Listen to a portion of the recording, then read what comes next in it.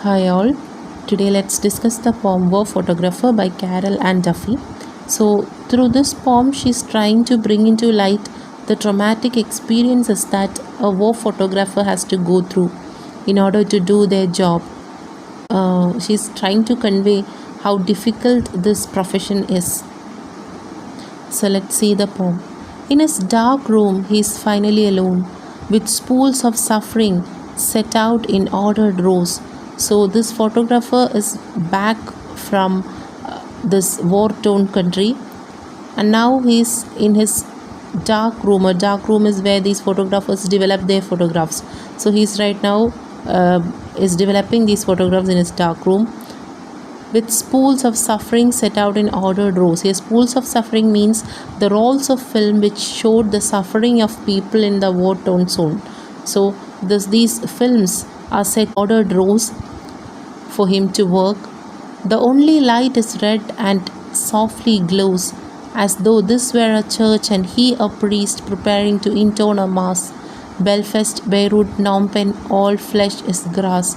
So the only light that glows in this dark room is a red light, and he feels like a priest who's going to intone a mass, or who's going to conduct a mass, and this dark room seems like a church with the red light glowing. Belfast, Beirut, Phnom Penh. He's mentioning the countries that he has been to, and all flesh is grass is a Bible quote, which means bodies join with the elements of nature. So he feels like a priest who's going to conduct a mass in his dark room where he was working on the photographs that he has taken from the war-torn areas. He has a job to do. Solutions slop in trays beneath his hands, which did not tremble then, though seem to now. So he has a job to do. He has to develop all these photographs, and solutions slop in trays. The acids that are used to wash these films slop in these trays beneath his hands, and these hands of him, they did not tremble while he was taking these photographs, but right now his hands are trembling, they are shaking. So solutions here can also mean the solutions to these wars. They slop in the trays, and people are not taking interest to find out the solutions to wars. That can also be a meaning.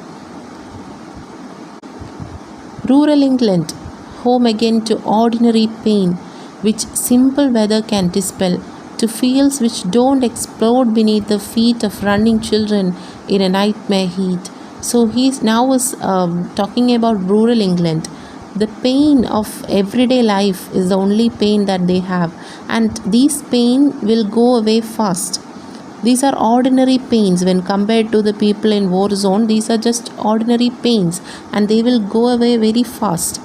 They don't have to bother about mines exploding under their feet on the fields, and they don't have to see the image of running children in a nightmare heat. So this image of running children in a nightmare heat can be a reference to the Vietnam War images that we have all seen.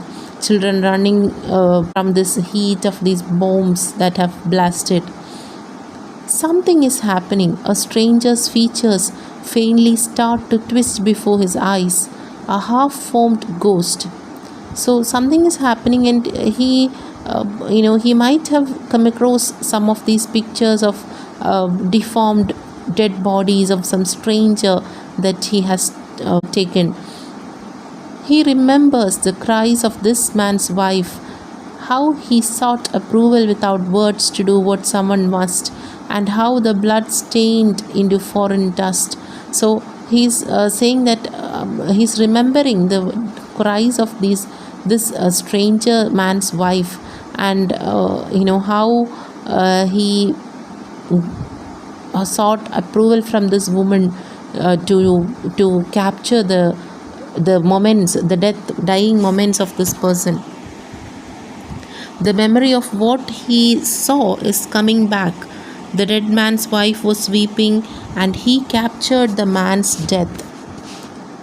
100 agonies in black and white from which his editor will pick out 5 or 6 for Sunday supplement. So there are more than 100 photographs in black and white that he has taken, which carry hundreds of photos of people in agony in black and white with him, from which his editor will only pick 5 or 6 photographs for the Sunday newspaper. And the reader's eyeballs prick with tears between the bath and pre-lunch beers. From the aeroplane he stares impassively at where he earns his living, and they do not care. So the readers of these newspapers, they might shed some tears for these while seeing these photographs on their Sunday supplements in between their bath and pre-lunch beers, but more than that they don't care about all these things. But this photographer makes a living out of wars. He even risks his life to take these pictures, but the people, they don't actually care. The public never sees everything. They will only get a glimpse of what really happens.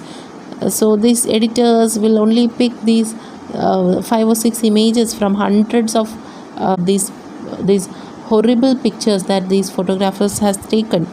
So this photographer is moved by what he saw, and he sympathizes with the victims of war. That's why his hands are trembling, and the images of war disturbs him a lot. For everything that he has suffered, the result is these some tears that these people shed while watching these photographs for a few moments. Otherwise, they don't care much. He's risking his life. He's risking his mental health to capture these pictures, but people don't care a lot about all these things. So that's what the poet is trying to convey, how horrible the circumstances in which these photographers work, and how people don't care that much about all these photographs which these photographers put a lot of effort in. That's all. Thank